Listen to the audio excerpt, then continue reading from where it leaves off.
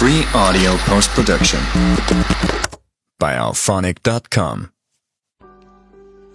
Bienvenue dans le podcast Conférence nationale pour la liberté de l'avortement.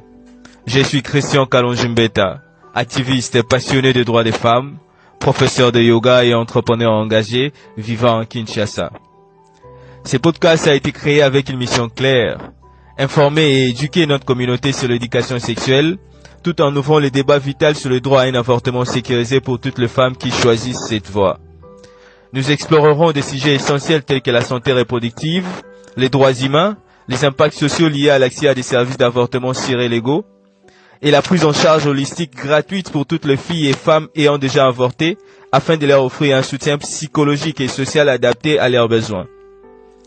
Ensemble, nous allons donner la parole à des experts, partager des témoignages et aborder des réalités souvent ignorées.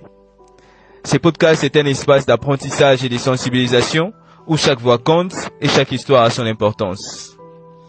Rejoignez-moi dans cette aventure pour promouvoir une société plus juste, plus éclairée et où chaque femme est libre de choisir son destin.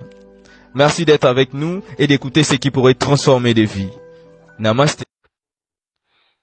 Mardi 28 janvier 2025.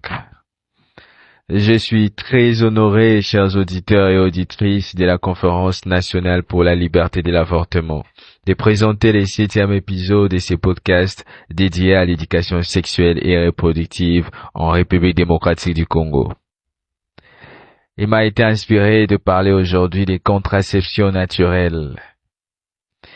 La contraception naturelle désigne un ensemble de méthodes utilisées pour prévenir la grossesse sans recourir à des dispositifs médicaux ou à des médicaments hormonaux. Les contraceptifs naturels tels que la méthode du suivi de la fertilité peuvent être efficaces pour certains couples. Mais leur efficacité dépend largement de la bonne utilisation et de la discipline. Les méthodes naturelles peuvent présenter moins d'effets secondaires, mais elles sont souvent moins fiables. Une étude intéressante à ce sujet a été menée par the European Journal of Contraception and Reproductive Health Care. Cette étude a examiné l'efficacité de la méthode de suivi des cycles menstruels, qui repose sur l'observation des changements hormonaux et des symptômes corporels. Dans cette étude, 200 femmes ont été recrutées pour utiliser cette méthode pendant 1 an. Les participants ont appris à identifier leurs jours fertiles en surveillant leur température corporelle basale et les sécrétions cervicales. À la fin de l'année, l'étude a révélé que les taux d'échec, c'est-à-dire les grossesses non désirées, étaient de 5% pour les femmes qui avaient utilisé strictement cette méthode, contre environ 15% pour celles qui l'avaient utilisée de manière plus laxiste. Cette recherche montre que lorsque les méthodes naturelles sont correctement appliquées, elles peuvent être relativement efficaces et minimiser les inconvénients associés aux contraceptifs hormonaux, comme les effets secondaires indésirables. Cependant, cela nécessite un engagement important et une bonne compréhension de son propre corps.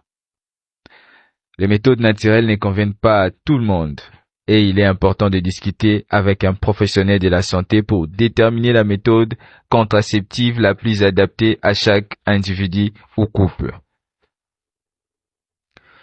La méthode d'abstinence, souvent appelée méthode de l'abstinence périodique, est une approche utilisée pour éviter les grossesses en évitant les rapports sexuels pendant la période de fertilité d'une femme. Cette méthode repose sur la connaissance des cycles menstruels et des signes de fertilité. Une étude qui peut soutenir cette thèse est celle menée par Dr. John Billings dans les années 1960, qui a développé la méthode de Billings, une technique basée sur l'observation des sécrétions cervicales.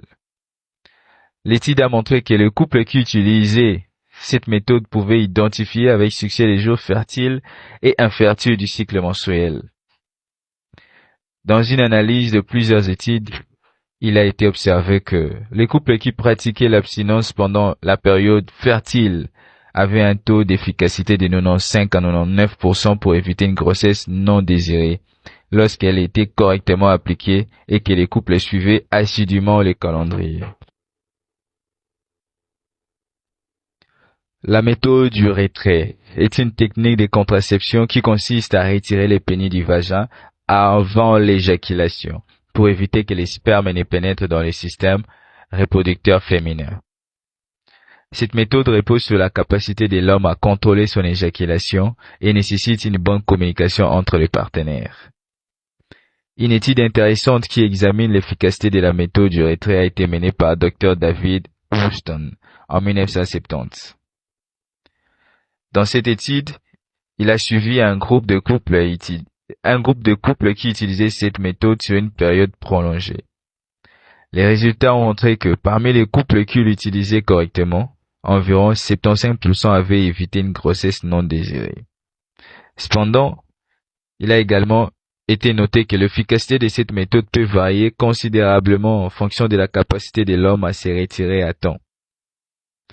Un exemple concret pour soutenir cette thèse est celui d'un jeune couple, Alex et Marie, qui souhaitaient éviter une grossesse pendant leurs études. Ils décident d'utiliser la méthode du retrait, car ils n'ont pas accès à d'autres formes de contraception. Au début, ils rencontrent quelques difficultés, mais avec le temps, ils apprennent à mieux synchroniser leurs actions.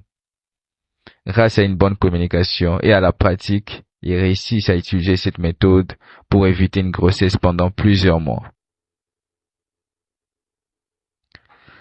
Pour avaler ma dernière salive, le mouvement citoyen Conférence nationale pour la liberté de l'avortement organise une formation à Kinshasa sur les contraceptions naturelles du 15 au 17 février 2025 pour permettre à la population quinoise de maîtriser les différentes méthodes de contraception naturelle afin de réduire drastiquement le nombre de demandes d'avortement clandestins et dangereux.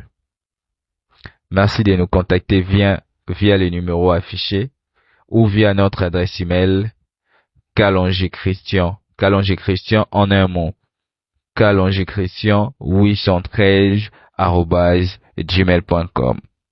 Je vous remercie. Free audio post-production by alphonic.com.